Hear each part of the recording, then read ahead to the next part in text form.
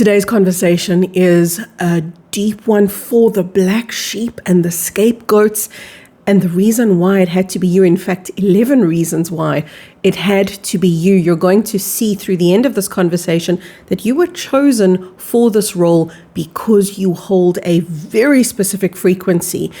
If you have ever been called the black sheep, the scapegoat, the rebel, the emotional lightning rod, baby, this one is for you. It's for the ones who've carried the weight of many generations on their shoulders and been blamed for it.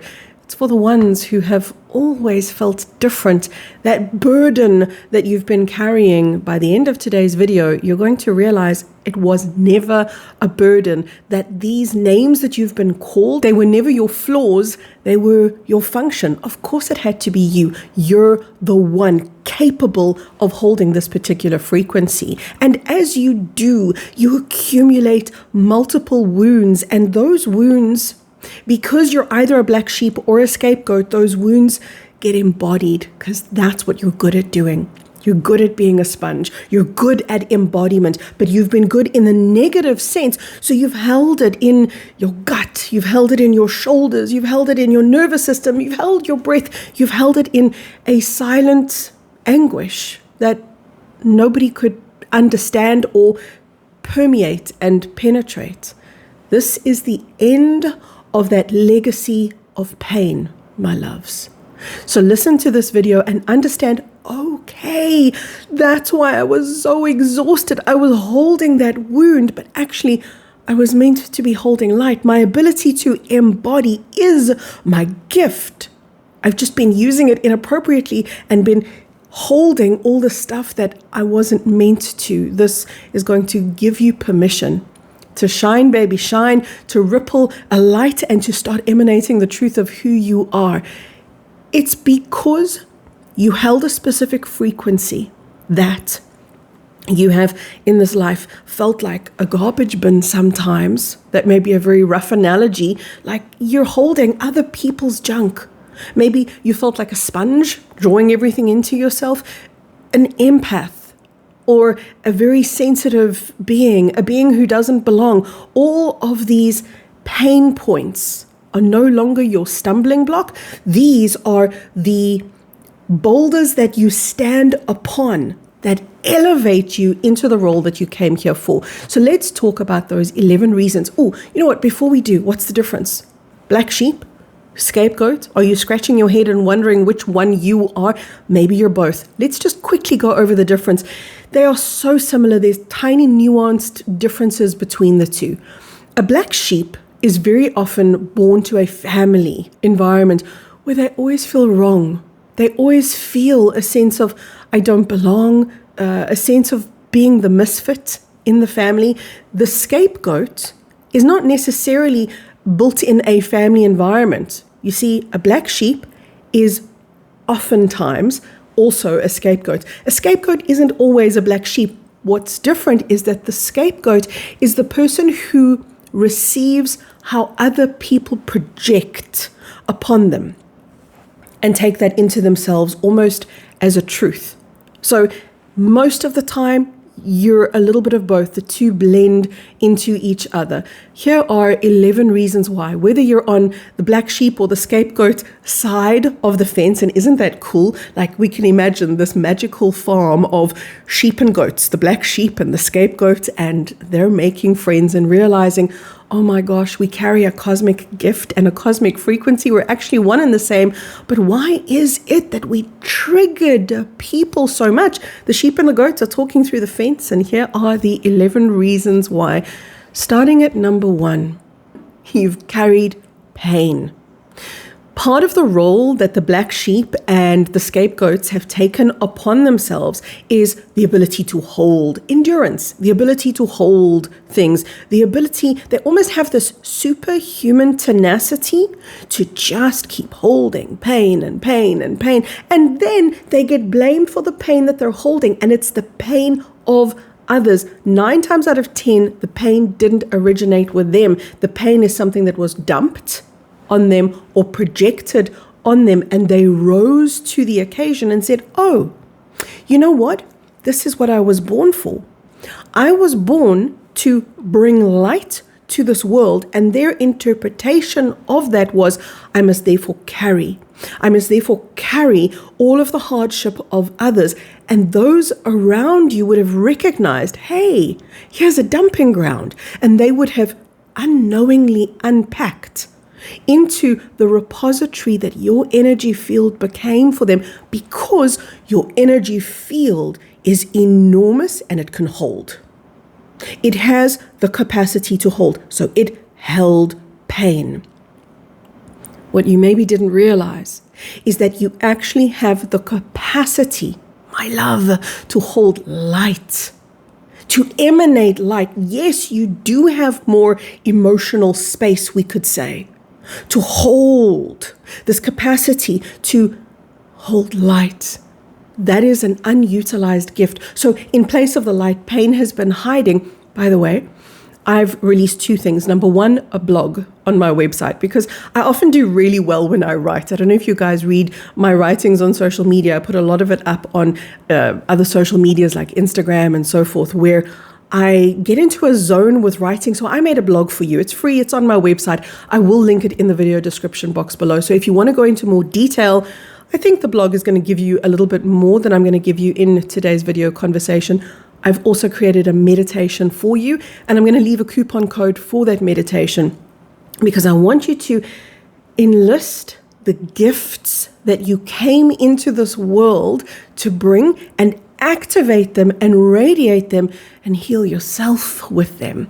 Point number 2.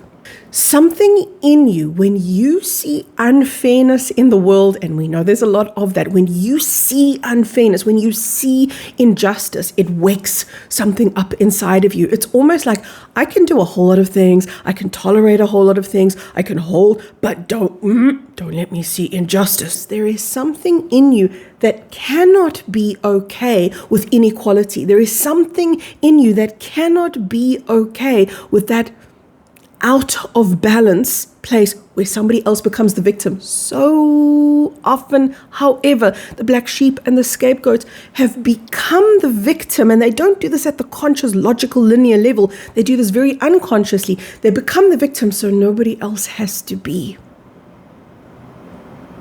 The truth is, however, you came to be the light so everyone else can be. Do you see how you've had these gifts? They've been born to the false matrix, just like you were, just like I was, just like we all were. So everything was inverted. So all these gifts were, instead of being used optimally, these gifts were being used negatively. And just listening to this conversation, it's going to start realigning. It's going to start correcting, because that's your nature. Your nature is to hold the divine alignment that we call black sheep, that we call scapegoats. You actually hold a very different frequency, a very different alignment in you. Point number 3.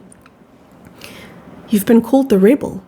Well, the truth is, you've been called all sorts of names, from very difficult. Why must you always be so difficult? To the rebellious one. Well, this is because you questioned things, and because you knew something in you carried a memory of another world, of another frequency. And it came in to this inversion, and it was the inversion that you were rebelling against. It was the inversion that others around you had become so complacent with that you could never be. And it brought that something out in you that could never be satisfied with the false matrix that you were living in. Something in you always knew that you were carrying the frequency for a new world. So, of course, when you were born to the old paradigm, the old world of the false matrix, you would have been read as, seen as difficult, the rebel. Why can't you just toe the line? Why can't you just be like everybody else? Go on, be greedy, fight. That's the way of the world. Something in you rebelled against that. And then, of course, to all of those who had complacently gone along with the script of the false matrix, you seemed like a disturbance. This was always a divine blueprint that you were carrying. Point number 4. A game of hide and seek. How do I explain this one?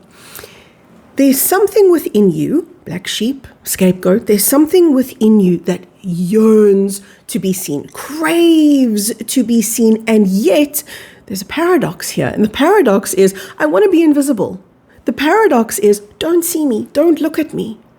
So there's this yearning and at the same time a deep fear for getting what you're yearning for. And that's based on a memory of betrayal. There is something wired from the inversion of the false matrix inside this frequency of the black sheep and the scapegoat that says, but if I'm seen, somebody's going to take me down. But if I'm seen, somebody's going to hurt me. Somebody's going to betray me. So there's almost this camouflage. There are so many people in your social circle, and you know this about yourself, that if they knew you, really now, knew you, really heard you speak the way you feel on the inside, they would say, who is this? Who are you? Why don't I know the side of you? This is a strange characteristic that you're letting out. It's not. It's just the truth of you that you've been hiding. And yet there's that tug of war. That it's almost like everything in you says, I want to be seen. And do you know where that comes from? It's not from the desire for fame and glory and the ego being pandered. It's a knowingness within you that says, when my frequency is claimed by me and I live that frequency instead of hiding it for other people, then it's going to shift everything. It is going to be the key code that everybody is waiting for. So that's where that yearning comes from. It's almost like I yearn to light up and be seen in that light because I know that those are the moments where healing happens. But then, of course, the inversion of the false matrix brings the fear up into my beautiful sheeps and my goats. Let's talk about number 5, the leader. There is such a frustration inside black sheep and scapegoats that says, damn it, why doesn't somebody capable take charge? It's almost like you're waiting for the right leader or a better leader. Somebody's going to come in, right? Right? Says the black sheep. There they are over the fence talking to each other. Somebody's going to come in and lead this show, right? Wrong. The black sheep and the scapegoats are all characterized by being very reluctant leaders. They cannot perceive of themselves in that role because they think this is grandiosity. Remember, they've been put down so much. They cannot perceive of themselves in the light of the truth that they came here to hold. And maybe you've overcome this already. Maybe you've already done that level of work. But you remember that, right? You remember that place of waiting for when somebody comes in to correct this, almost knowing somebody was going to come in and correct this world, knowing it's not always going to be like this. But the thing that you were waiting for and the one that you were waiting for, my love, you know this also. It was always you, my reluctant leader. You're going to find out that you are this cosmic light that has been wearing a disguise, black sheep, scapegoat. Those were labels given to you. Those were disguises. As soon as you release that disguise and lead yourself, that's all it takes. Self-leadership, self-directorship. That's when things start shifting on the inside for you. Point number 6. So often holding a sense of intensity that you were told you're too intense, you're too much, you're too sensitive, and then punished for your sensitivity. This is part of that paradigm of having your great gift of sensitivity being perceived as a curse. That's the inversion. The truth is your sensitivity is what enables you to read the field. You couldn't come in to fulfill the divine role that you are here to fulfill without having that level of sensitivity. It is what enables you to see beyond what the eyes can see, even beyond what the heart can feel. That sensitivity of yours allows you to permeate the veil of the false matrix and read what lies beyond it. This is part of the wiring of black sheep and scapegoat. So can you start at least to see, wait, there's something magical within me that I've been holding. Point number 7, though. Point number 7 is about the invisible police of the false matrix. Because you hold that frequency within you, a lot of people will see it as a distortion. It's not a distortion, it's a correction. But those who have a vested interest in maintaining the false matrix will see you as a disturbance. But wait, who are those? Am I talking about the archons? No. I'm talking about what we might perceive as average, everyday, ordinary human beings. Maybe they're the people that you've grown up with, lovers maybe, or brothers maybe, or mothers or fathers. They're the people who are the closest in your life, either when you were younger or maybe even right now. The invisible police of the false matrix don't wear police uniforms, they don't show up with badges, but they come into your world and they try to contain you. So it's almost like every time you're about to flourish, every time you're about to fly, every time you're about to shine, baby, shine, and have the courage to emanate the truth that you are, instead of holding pain, you think, yeah, I'm here to hold light. Woo! In comes maybe a stranger, maybe a known person, the police of the false matrix. They're the ones that don't want to see the status quo changing because they're petrified of change. They're not necessarily bad people. A lot of them hold entities. A lot of them are narcissists. A lot of them aren't outwardly evil, meaning they're not plotting against you. They almost are unconscious to the point that they don't even know why they need to curtail you. They need to limit you. They need to put you down. They need to be a damper on your light.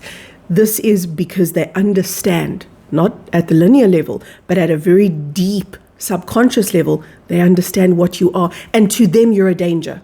You're a danger to what they understand as the known, where they're hanging out and want to remain.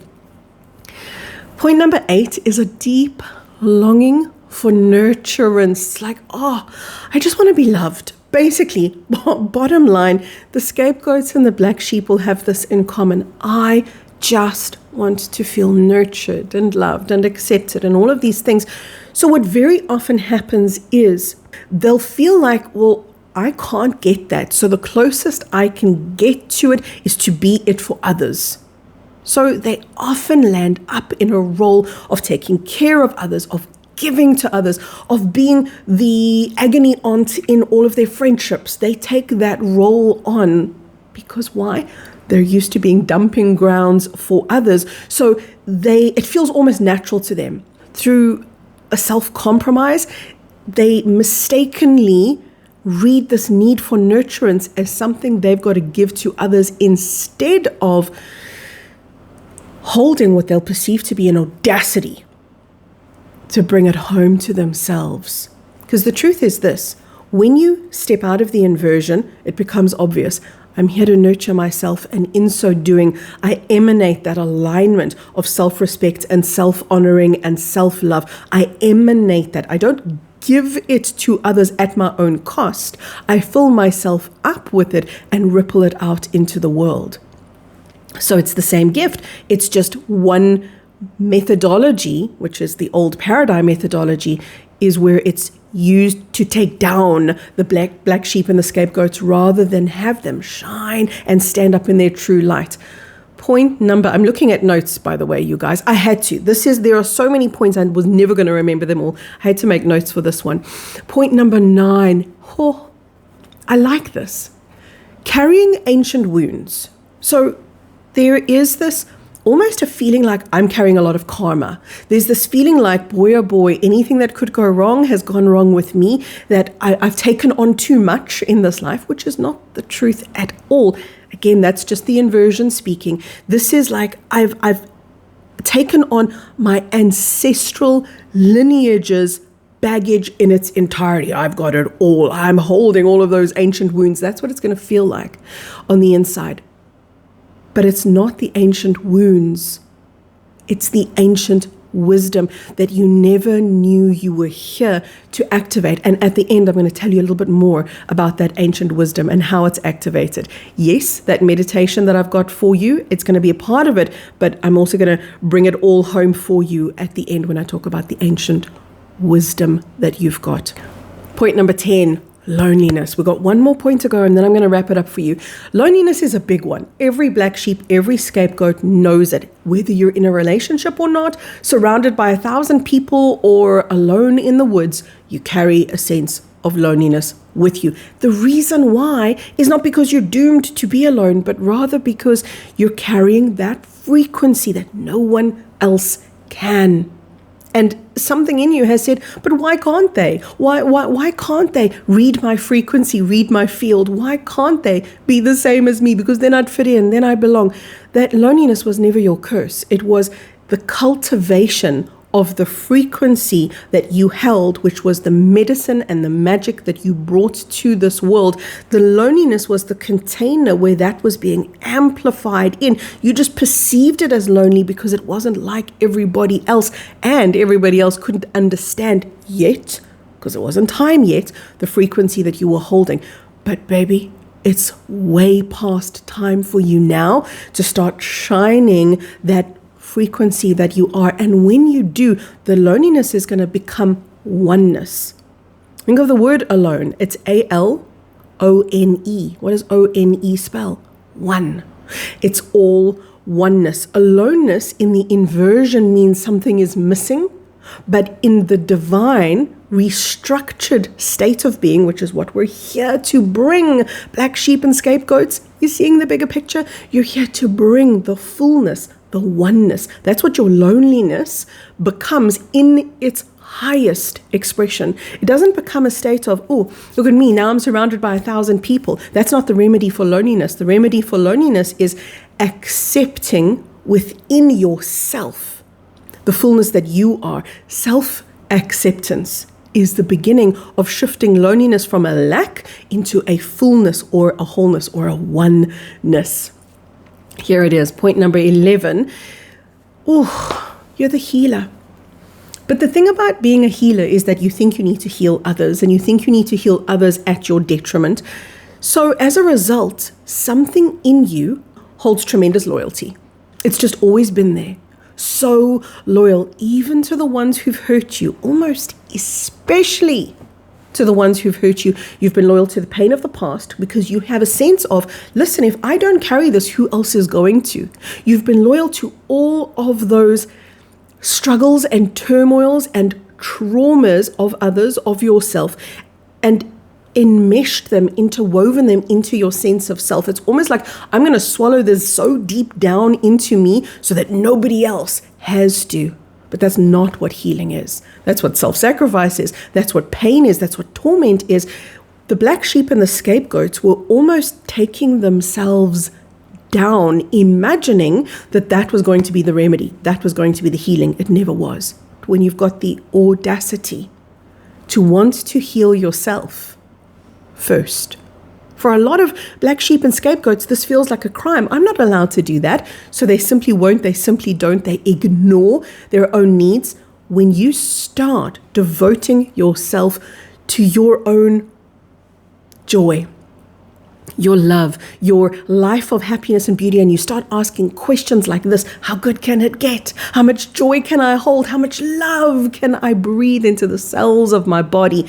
That's when you start to shift into being loyal to yourself. It's almost unrecognizable as a thought to these divine, cosmic farmyard animals, my darling black sheep and scapegoats. But wait, I said to you I want to talk about the ancestral wisdom. We think of our ancestors, don't we, as a lineage? And maybe we could think of it this way. We could think of two lineages. We could think of the horizontal plane of lineage. That would be our biological family. And that includes, by the way, your forefathers, forefathers, forefathers, forefathers, forefathers, way beyond what we would think our DNA contains.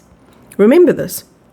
The DNA that we can read is but a tiny fragment of what your DNA actually holds and hosts. Your DNA exists in the etheric structure as an energetic, multidimensional stream of consciousness. So when we talk about DNA, remember that we're only just seeing, oh gosh, not even the tip of the iceberg. Your DNA holds the repository of the entirety of the lineage, and that means some of them were the goodest good and the baddest bad. You hold all of that because you've come in to transmute all of that, because you're the spell breaker. You weren't broken. You came to break the family curse. You came to break the patterns of the past. I'm pausing here because I want you to truly let that in. I want you to truly take that in. So the ancestral lineage that surrounds you knew. They knew there was always going to be that one that would break this all, that would break the curse of the family pain, even if the family themselves sabotaged that one. You are that one. But there's another lineage. There's also the cosmic lineage. So now, instead of imagining that as a horizontal plane, I want you to imagine that as a vertical stream of consciousness that is the higher love, that is the cosmic family, that is the multidimensional, in some cases angelic, in some cases masterful beings of truth and love and wisdom that you came from. It is their frequency that you've held within your body that others in the false matrix have bumped up against and said, "Ooh, I don't like that. Ooh, I don't want that." They've then given you the label. You're too much. You're too sensitive. You're the black sheep. You're the scapegoat. And you've believed them as if there was something wrong with you. The truth is there was something within you that was the ultimate remedy for the false matrix that we find ourselves in. But it's been latent. It's been dormant. And now it's time to truly let it out. How can I support you? Go read that blog, go do the meditation, join my online community. This is a sacred space where I can support you so much more than what I can offer you here on social media. It's got a call in your heart. If it does, then follow that calling. From my heart, my beautiful cosmic curse breakers and spell breakers, you are so powerful. You are so seen. You are so loved. Now is the time that we come together. It's finally here. That's why I'm making this video. Because now is the time for you to see yourself, to love yourself, to lead yourself, to honor yourself. And when you start shifting all of those inversions into the higher alignment that you are a part of, then you're going to realize, oh my gosh, I'm the opposite of alone. Oh my gosh, I have got this entire cosmic lineage that's on my side, has my back, is not just rooting for me, is at this point screaming for me to wake up. They're waiting in the wings, legions of light, to welcome me home, not when I blow this popsicle stand and leave this body and leave this life. Right now, they're waiting in the wings of your life to welcome you home to your true frequency, to your true state. You were never meant to belong. You were meant to find yourself. And in so doing, to find that magical light that you are. So do you feel that from my heart? That love? Let it in. Always. Say yes to love. Because when you do, you're saying yes to you. Let's just be in a moment here, just a moment. Give yourself this moment of love. Nothing else needed. Nowhere else to be, nowhere else to go, no one else to please. Nothing to hold on to, just love to say yes to. I'm incredibly proud of the journey that you're walking. And now we get to walk home together.